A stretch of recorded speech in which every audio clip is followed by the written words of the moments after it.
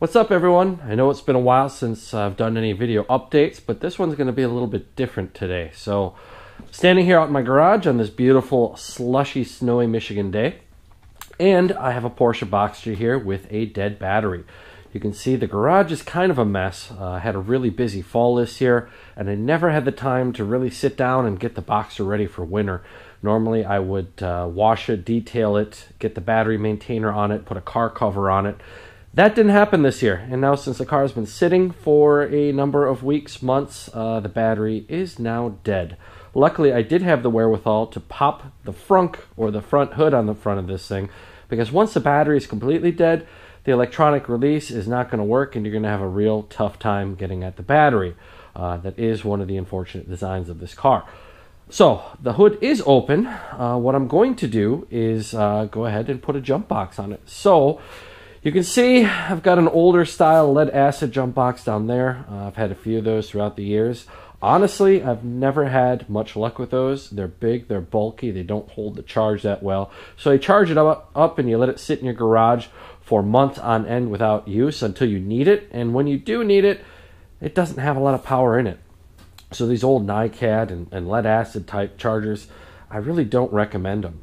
There is a solution for that, and the fine folks over at NOCO have sent me a Genius Boost GB40 Lithium jump box to try out. You can see this thing is not very big, and it's 1,000 amps it's rated at, which is a lot of juice. This thing should do a real good job of starting this 3.2 liter up, seeing that it's rated for up to 6 liters of displacement for a gasoline engine. Really excited to try this thing out. It's a perfect opportunity. My own laziness has given me the opportunity to try this thing out, and we'll see how it works. First off, I think I'm going to unbox it and see what kind of goodies are inside it. Here we've got a comparison on the side of the page. It says 18 pounds traditional jump starter, which would be that big stupid thing down there. Let me see. Battery tester. See if it even works. It says 80%, but I really think that's optimistic. It seemingly always goes to 99 when you charge it, but it doesn't seem to have that much energy out in the cold. This thing, it says 2.3 pounds.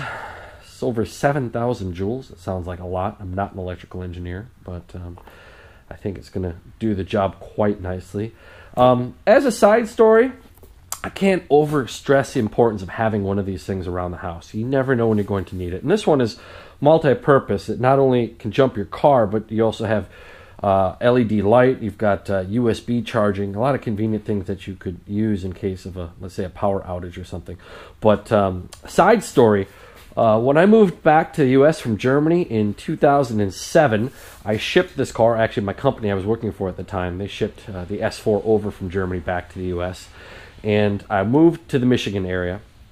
Shipping a car overseas, it takes a while. So including the customs on both ends of the pond and the actual boat ride over, I was out without this car, I think, for about 2 months, pretty close to that.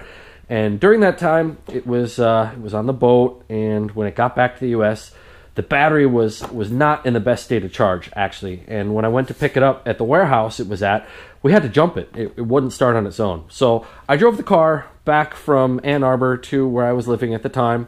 It was temporary housing while I was looking for a house with my wife, and I parked it in the garage because I didn't have registration. I didn't have plates and everything for it yet. I just had temporary registration to drive it, or actually drove back on the German plates. So while I got the title and everything sorted out, it sat in the garage. Well, a freak accident happened while we were living in those condos. The unit just to the side of ours was actually struck by lightning. And what had happened is a fire had started in the attic of that condo, and it was a huge deal. So my wife and I were actually house hunting, and we came back from an evening of looking at some new houses, and there were just fire trucks and emergency vehicles everywhere, and we saw our condo was on fire. And we were freaking out a little bit because we did have a number of our personal belongings. Most of it was still on the boat, but we definitely had some stuff. And, of course, I had the S4 in the garage. So the S4 is in the garage of a building that's on fire with a dead battery, and I couldn't get the thing started. So at that point, I was really, really wishing I had a jump box handy, and I did not. So what we ended up having to do is I talked to the fireman, and we waited till we determined it was safe to go in the garage, and the fireman actually helped me push the S4 out of the garage while we had the opportunity. And fortunately, the fire stopped at the unit right next to ours. So the unit completely to the left of ours was just gutted. It was gone. It burned completely to the ground. Our unit had a bit of smoke damage, but it was not on fire. It didn't actually burn to the ground. So we got fortunate, very lucky with that. But there was a stretch of a couple hours where I was worried that I was going to lose this car, which, you know, it's a car, it's replaceable, but I have a lot of memories for this thing, and I definitely spent a long time building it and taking care of it and making all the videos you see on this page. So with that long-winded story, I hope you get an insight into why I'm so a proponent, or definitely think that if you got cars, especially if you got cars that you let sit a while, have one of these sitting around, because you never know when you're going to need it, when you need to start that car, when the battery that's in the car may let you down. So, all right, enough of my rambling. Let's take a look at what we got in the box here. All right, so nicely wrapped, given that. This is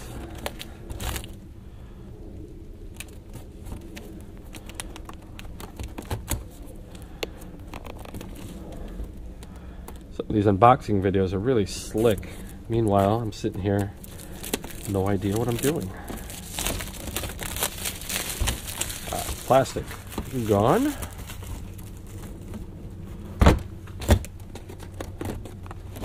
Oh, alright, that's convenient. Caution, fully charged before use. All right, well, I was kind of hoping I was going to go out here and start it, but that might have been a bit optimistic. So we're going to follow the directions, and I'm going to hook this thing up to the charger, and we're going to get this thing a full charge before we go ahead and fire it up. So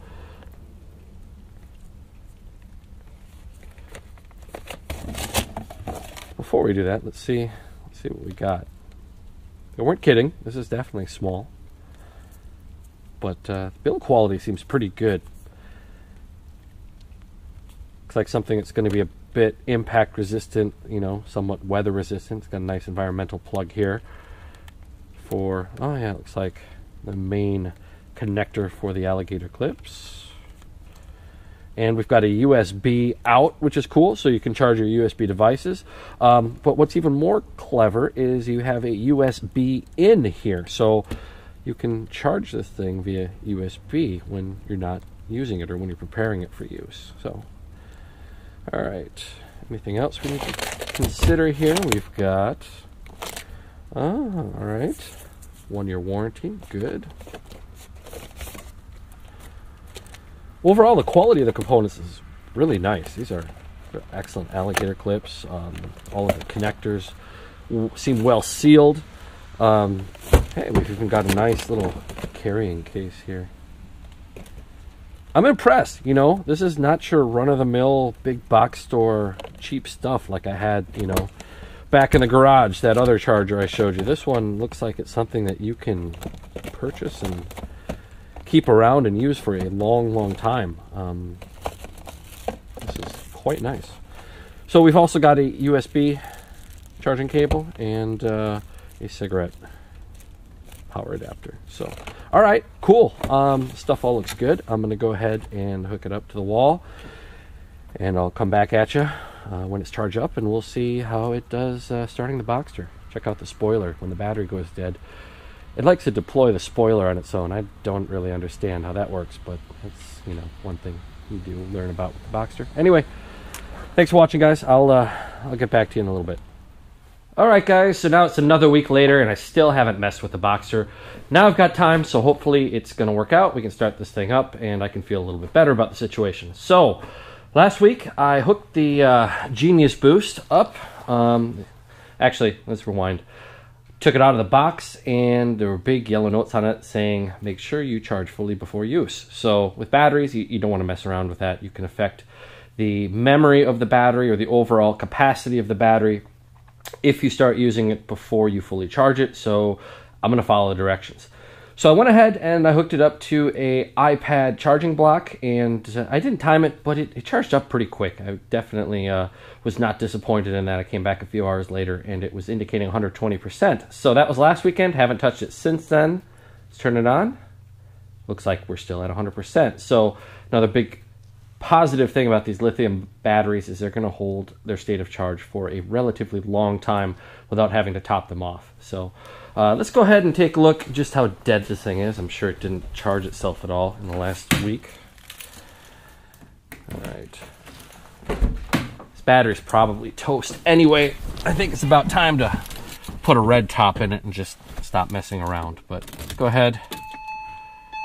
Yeah, dash is getting pretty dim. Oh yeah, whole lot of nothing. Don't even get the solenoid click out of it. All right, so let's go ahead and try the jump box.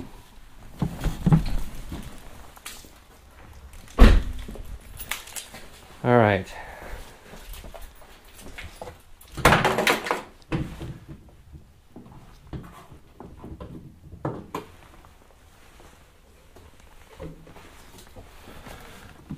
Battery is under the front hood, or the frunk, under a plastic panel here.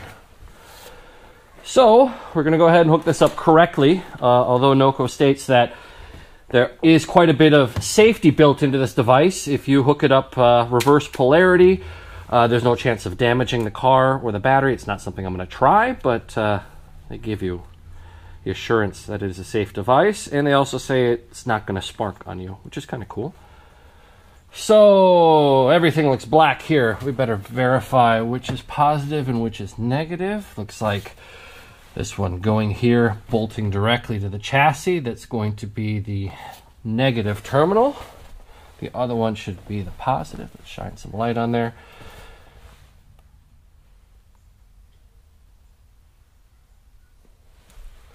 Yep, positive left, negative right. All right. So I will hook this up prior to activating it. Once again, these are nice, high-quality Alligator clips. Good to see they didn't mess around with that.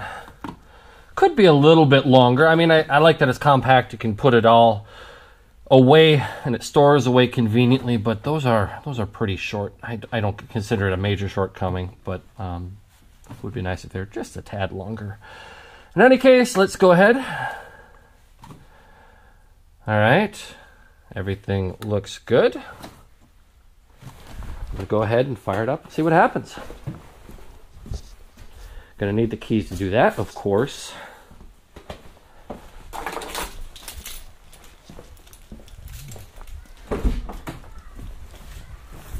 All right, things are already looking much more promising. Dash is nicely lit up. Clutch in. All right. Look at that. Fires right up. Cool. Well, I guess I can't say I'd expect anything else. The NOCO seems to be a great power pack. It does everything that I expect a power pack to do, with a couple of nice extra features, including the USB usability, the bright LED lights, the high quality components, and it's small and light and easy to pack away and put places or bring with you. So I'll be using this thing throughout the winter here. No doubt when I try to start my lawn tractor in the spring. Battery's probably not going to be topped off if I need it suddenly and don't have time to charge it. No, I know that I have a jump pack available that I'll be able to use to get that thing going. And if the Boxster, if there's any other issues with it and the battery dies again, or the S4 or anything else, no, I have something handy. So I hope you liked this mini review. Hope it was worthwhile to you. I might be doing a few of these every now and then, and I'll give you my honest opinion on it. Overall, I think this is a great product, and I think it's worth spending the extra money to get a quality product versus the cheap battery boosters you're going to get at the big box or the AutoZone type stores. Do yourself a favor, and if you can afford it, get yourself a high quality jump box. And anyway, enough of my rambling. I'm going to go ahead and tool this thing out and wash it up a little bit, because I really want to get it underneath the cover and get the battery maintainer on it and get it finally tucked away for the winter. So thanks for watching, guys. I hope you enjoyed the video, and I'll talk to you later. Have a good one.